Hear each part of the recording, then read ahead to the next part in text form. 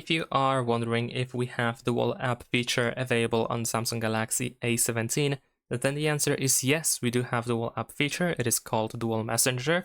And in order to find it, we need to go to Settings, scroll down to Advanced Features, and then over here we have Dual Messenger. You can create the second copy of one of these available apps. Unfortunately, only selected apps are working with this feature, so you cannot really clone apps that easily, except for those that are listed over here. If you want to clone something that is not listed over here, then you can probably use the secure folder instead. Let me just check if I have it set up. Yeah, there we go.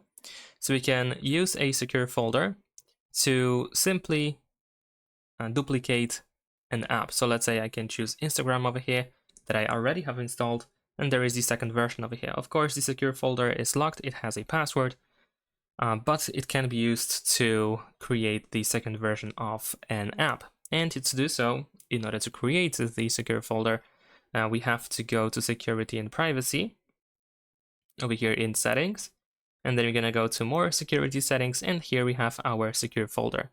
And that's pretty much it. Thanks for watching, leave a like and subscribe.